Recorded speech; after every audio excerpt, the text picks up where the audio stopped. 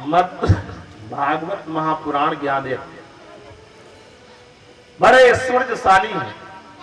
गरुड़ पुराण सुने होंगे तो नहीं लिखा है कि श्रीमद गरुड़ पुराण, लेकिन भागवत जी में लिखा है श्रीमद भागवत महापुराण ज्ञान यज्ञ सप्ताह। इनके सिर में ताज लगा है श्रीमद का, और बहते हैं मद में। ये पिए जाते हैं, मुंह से नहीं पिए जाते भैया, कान से पिए जाते हैं। और 7 दिन अगर कान से पियोगे तो 70 साल जुबान से बहेंगे।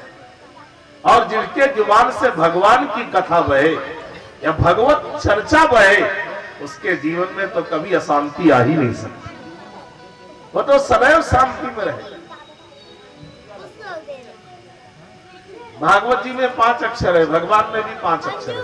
भा गा वा बड़े आ की मात्रा का, और भगवान में भी 5 अक्षर है। भा गा वा बड़े आ की मात्रा और ना भागवत। तो भागवत भी भगवान है और भगवान भी भागवत है। सप्ताह 7 दिन के, आज का दिवस नहीं जुड़ेगा और लास्ट दिन भी नहीं जुड़ेगा, केवल 7 दिन। या इसलिए 7 दिन के हैं, इसी 7 दिन में हमारे हर कुछ घटता है। 8वां दिन नहीं आएगा, पहले जितने 7 दिन बीते हैं वो सब ठीक हो जाएं, इसके लिए 7 दिन है। आगे आने वाले समय में जितने 7 दिन हैं ये भी सब ठीक रहे, इसलिए हम 7 दिन भगवान के सानिध्य में बैठते हैं और बैठना चाहिए। परमहंस संगीता है, कल्प वृक्ष है। 7 दिन जो कामना करके बैठेंगे सब पूरा हो जाएगा। और मैं तो जहां जहां किया हूं सब लोगों का पूरा हो गया है, इसलिए आपको भी बोल रहा हूं। नियम से 7 दिन बैठेंगे, जो कामना करके बैठेंगे। ये पंडाल नहीं है, एक कल्प वृक्ष जो आज सजा हुआ, और इसमें बैठेंगे तो कल्प वृक्ष मान के बैठेंगे। जो कामना करेंगे 7 दिन में, वो 70 साल की जिंदगी तक फाइनल हो जाएगी, पूरी हो जाएगी। लेकिन गलत करेंगे तो वो भी पूरी हो सकती है, इसलिए गलत मत करना। यहाँ बैठना तो अच्छी कामना करना, श्रेष्ठ कामना करना, भगवत कामना करना, जगत के हितार्थ कामना करना, कोई स्वार्थ की कामना मत करना। ये परमार्थ कामना के लिए स्थल बना।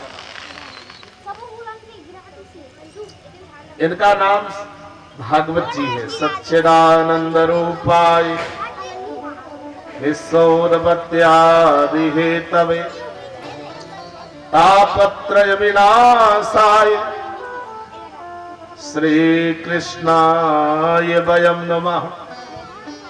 3 बातें भैया जीवन में समझने लायक है। सत, चित और आनंद। जिसका कभी विनाश नहीं होता उसका नाम सत्य है। भगवान में 5 अक्षर है, और 5वें अक्षर का व्याख्या करो। भा माने भूमि, इसका कभी विनाश नहीं। गा माने गगन, उसका कभी विनाश नहीं। वा माने वायु, उसका कभी विनाश नहीं। बड़े आ की मात्रा माने अग्नि, उसका कभी विनाश नहीं। और ना माने नीर, इसका कभी विनाश नहीं। और भगवान का भी कभी विनाश नहीं, वो सत्य है और सत्य अविनाशी है, त्रिकालाबाधक सत्य है। जो सत्य यहां बोला जा रहा है, यही सत्य भी वृंदावन में कथा करके आया, वहां भी बोल के आया। यही सत्य फिर यहां से उठूंगा, अयोध्या में कथा करने जाऊंगा, वहां भी यही सत्य बोला जाएगा। सत्य परिवर्तनीय है, झूठ अकेले परिवर्तनशील है। बोलो राधे राधे, थोड़ा जोर से बोलो। ये सत्य परिवर्तनीय है। जो कथा मंगल रोड में चल रही है, यही कथा रायपुर में, यही वृंदावन, यही दिल्ली में चलेगी, दूसरी नहीं चलेगी, क्योंकि ये सत्य कथा है। ये परिवर्तनीय नहीं, अपरिवर्तनीय, त्रिकालाबाधक सत्य। आनंद, भगवान का एक नाम क्या है? आनंद। 3 बातें समझने लायक है। पाप का उल्टा पुण्य का उल्टा पाप होगा, लाभ का उल्टा हानि होगा, जीवन का उल्टा मरण होगा, लेकिन आनंद का उल्टा कुछ नहीं होगा। और हम सब 4 दिन के बाद क्या उत्सव मनाएंगे? नंद घर, जोर से बोलो ना, एकादशी हो गया। नंद घर आनंद भयो। आनंद ही कृष्ण है और श्री कृष्ण ही आनंद है। कितने लोग हमसे कहते हैं महाराज मैं नास्तिक हूं, भगवान को नहीं मानता। मैं बोला धन्यवाद है तुम्हें, लेकिन ये बताओ पढ़ाई करोगे ना, पढ़ता तो किसके लिए? आनंद के लिए। नौकरी करोगे ना? बोले हाँ जी। किसके लिए? आनंद के लिए। शादी करोगे ना? बोले हाँ। किसके लिए? आनंद के लिए। बच्चे पैदा होंगे ना? जी। किसके लिए? आनंद के लिए। हमने कहा हम दूसरे वाले आइटम थोड़ा देने आए हैं, हम तो वही आइटम देने आए। भले तुम नास्तिक हो, हम तो आनंद ही देने आए।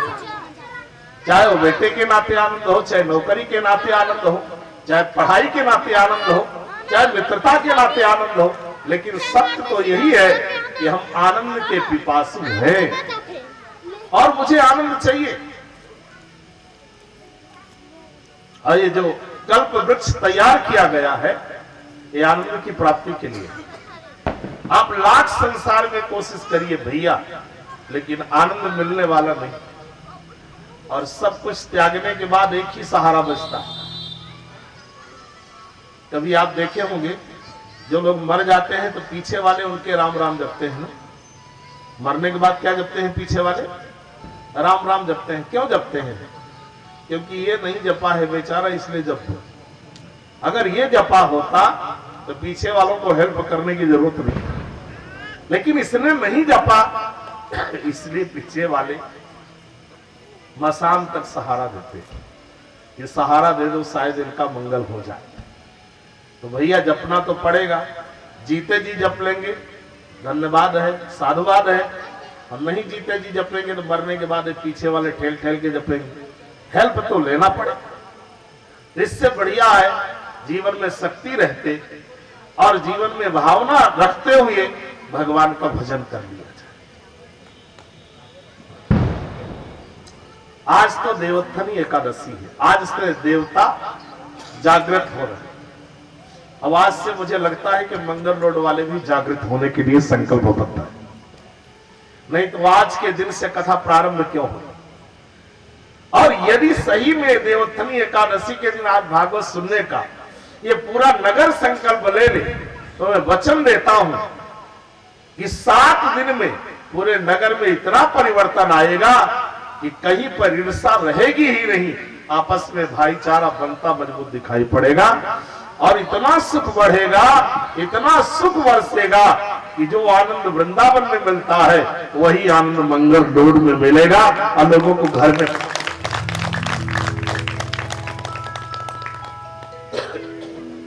भटकने की जरूरत नहीं पड़ेगी। लेकिन हम वृंदावन जाएंगे भटक के, हम अयोध्या जाएंगे भटक के, हम केदार बद्रीनाथ जाएंगे भटक के, लेकिन हम मंगल रोड के प्रांगण में नहीं आएंगे। 15 दिन की यात्रा करेंगे आनंद और शांति के लिए, और यहां आनंद और शांति का पूरी की पूरी 7 दिन बरसात होगी। और अगर 7 दिन बैठ गए तो वृंदावन भी यहीं आएगा, अयोध्या भी यहीं आएगा, बद्री केदार रामेश्वरम भी यहीं आएंगे, कहीं नहीं इसी पंडाल में ही सब प्रकट होंगे और 7 दिन में आपको सबका दर्शन होगा। कहीं मत जाना। और सत्य कहता हूं, पूरे भारत का तीर्थ भ्रमण कर लीजिए, शांति नहीं मिलेगी, लेकिन 7 दिन कथा सुन लीजिए, वादा करता हूं, वचन देता हूं, गद्दी पर शांति मिल जाएगी। भटकना नहीं पड़ेगा। लेकिन हम भ्रमित होते हैं। मुझे शांति की खोज बहुत है, लेकिन शांति धन से नहीं मिलती भैया, परिवार से नहीं मिलती, शांति साधनों से नहीं मिलती, शांति अपने स्वरूप की प्राप्ति से होती है। रावण के पास सब कुछ है लेकिन शांति नहीं।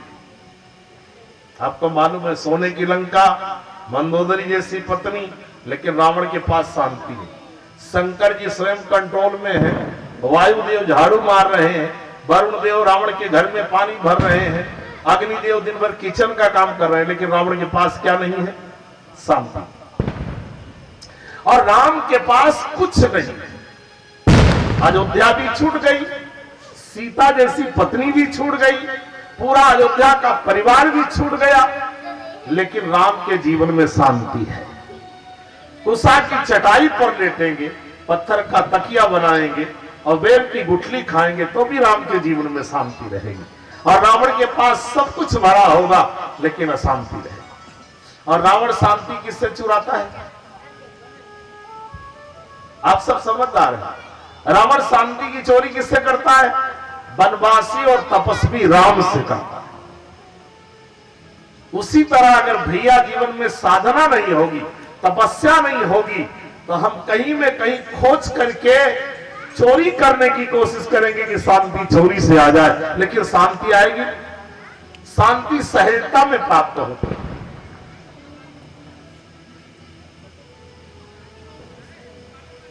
उत्पत्ति पालन संहार तीनों बिहारी जी की लीला। भगवान मुस्कुराते हैं, सृष्टि होती है, मौन होते हैं, पालन होता है, नेत्र को तिरछा करते हैं, संहार होता है। ये तीनों क्रिया ठाकुर जी की है। जो पैदा हो रहे हैं उनको पैदा नहीं कर रहे हैं, जो पल रहे हैं उनको पाल नहीं रहे हैं, और जो मर रहे हैं हम उनको मार नहीं रहे। ये तीनों क्रिया ठाकुर जी की है, इसमें हमारा कोई हाथ नहीं है। तापत्र विनाश आए, और मनुष्य जीवन मिला है तो जीवन में त्रिताप रहेगा, दैहिक, दैविक, भौतिक। और तीनों त्रिताप से बचना है तो क्या करना? श्री कृष्णाय वयं नमः। यह नहीं कहा गया श्री कृष्णाय अयम नमः। अयम माने मैं और वयम माने हम सब। जितने लोग बैठे हैं श्री कृष्णाय वयम नमः भगवान को एक बार उनकी आस्थान में बैठ करके प्रणाम कर लेते हैं तो जीवन भर का त्रिताप समाप्त हो जाता है। लोगों से मिलने के लिए हम ड्राइंग रूम तो खूब सजाते हैं, लेकिन भगवान से मिलने के लिए गॉड रूम कभी नहीं सजाते। बोलो राधे राधे। ये आज जो सजा है किसका रूम है? गॉड रूम है, भगवान का स्थान। 10 लाख खर्च करोगे तो ड्राइंग रूम सजेगा, लेकिन लोग मिलने वाले जितने आएंगे वो बाहर से तो धन्यवाद देंगे और भीतर से